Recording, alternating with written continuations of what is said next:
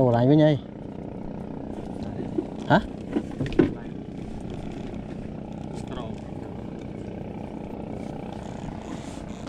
đồ lấy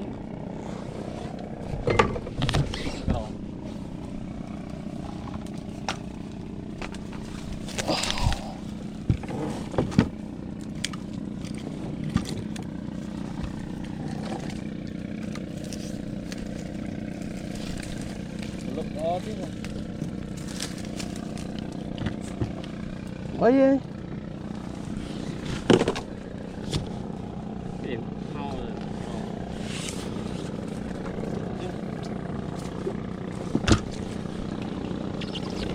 Vâng.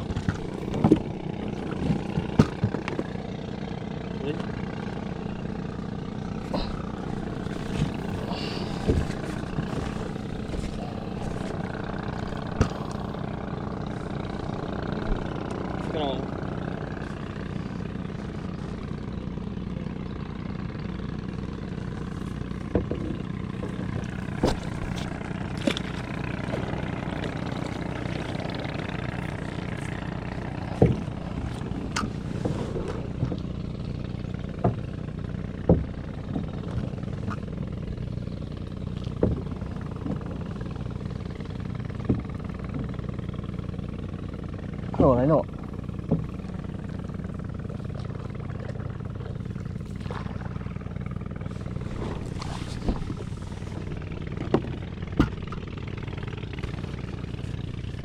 nổi trong lốp này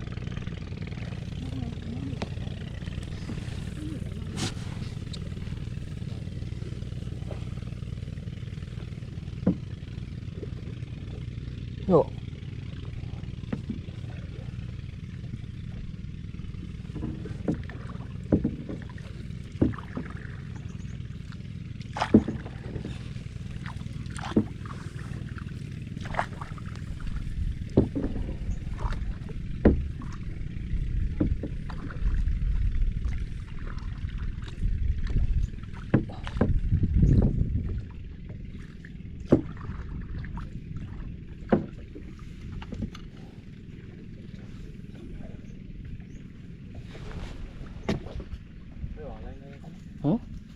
trôi nó này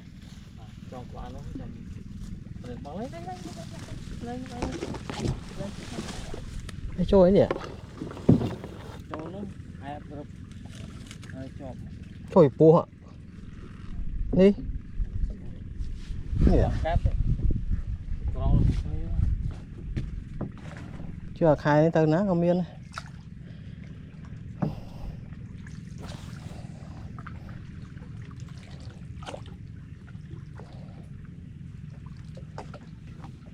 cho các bạn nữa này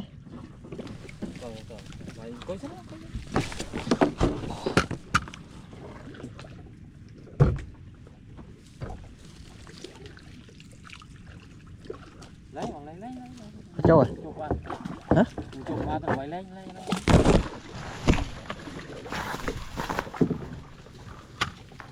có đồ khăn nước này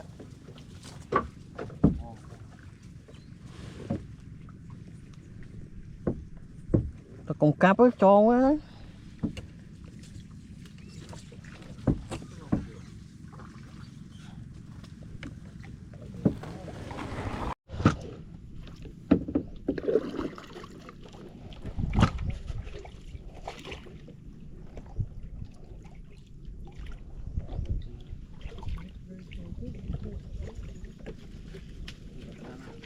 trời pu thấy cái đáo nổ con này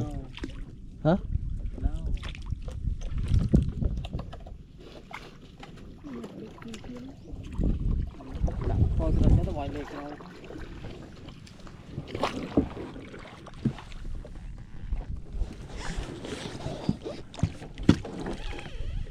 trôi nè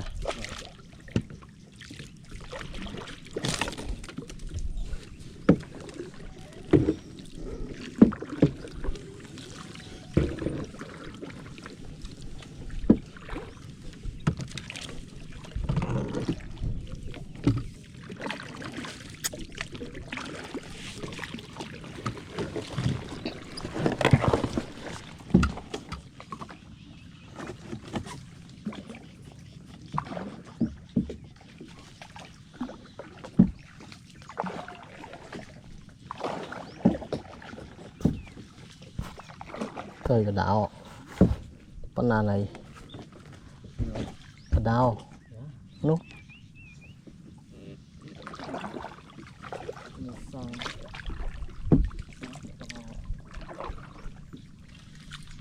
lần chân chắc anh phụ mình chụp phim banh chua mà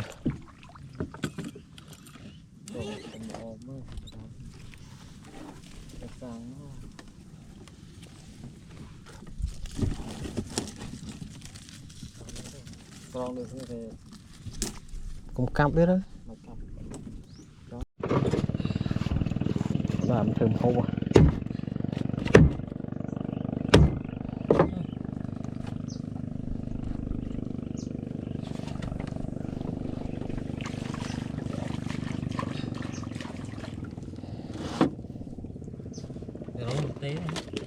hả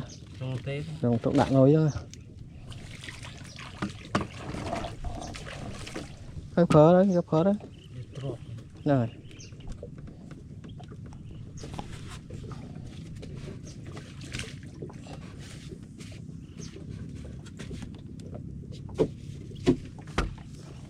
đã đòn tới nó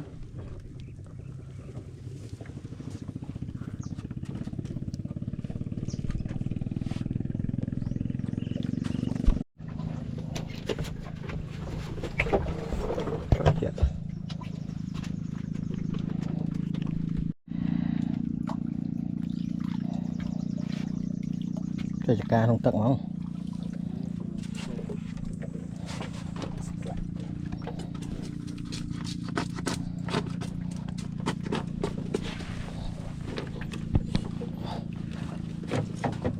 chạy xuống rồi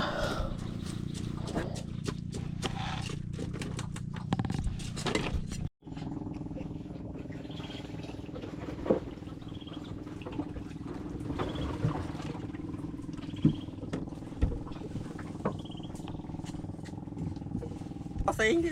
bây giờ phanh trên đây tôi viên đá kia đá mọc bác đừng đá kia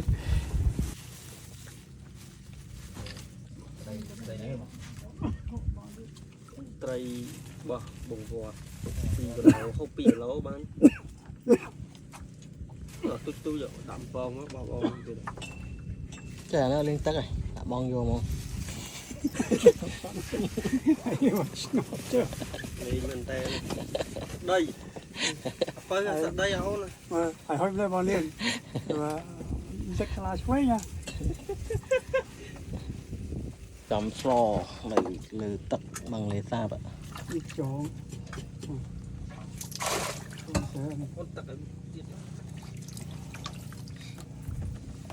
tật ở đâu không có thể giờ đó tôi chắc đó khó giờ đó tôi dương lên thôi mình chịu khuyên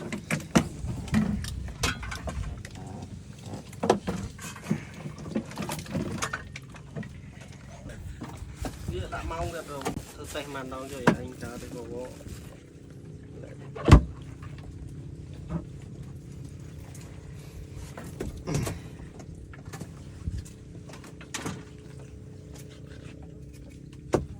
mùi chiều tôi lại tam trai pu phàm hốt pu thấm á đen bạn nhưng mà ap bay mà chua vô lại khám khá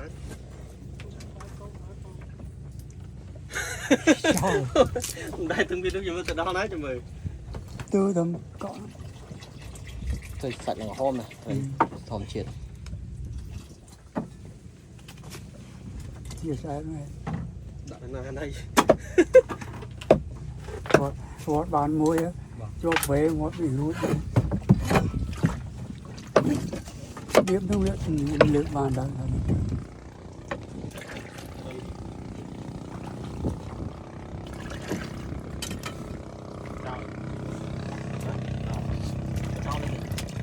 cho tới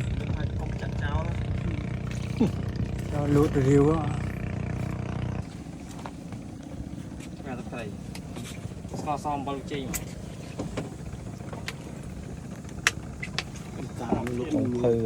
trong phơi đầy ai này về chăm bằng ấy bằng que nha quen vọt đá slo và đá trái vật vật bán phải là hôm chết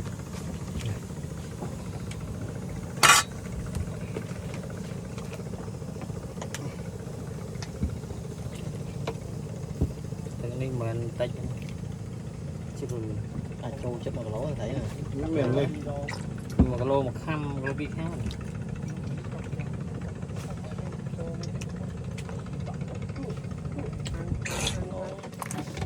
storm trên nó có này là bằng lề sạp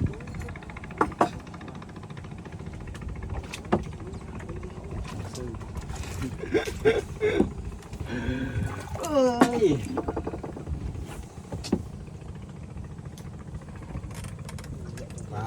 Chu Pi. này bài bạn trong có phải tu không bạn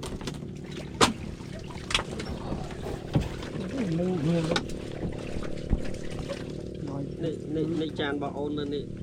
Tụi nó hốt cái máy đi trong sau.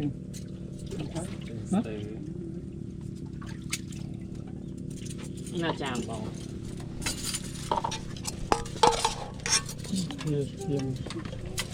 còn một cái mình không ngang ra đó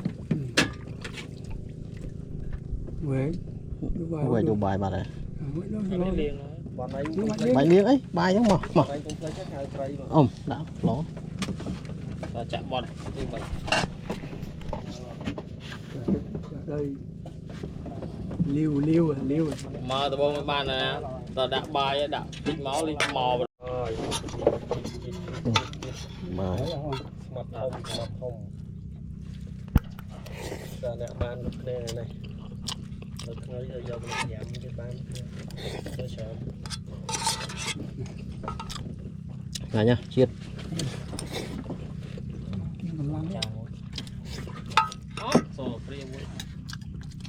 Tới bão phi. Mùi đấy. Nó để đã lại. Đấy. Bay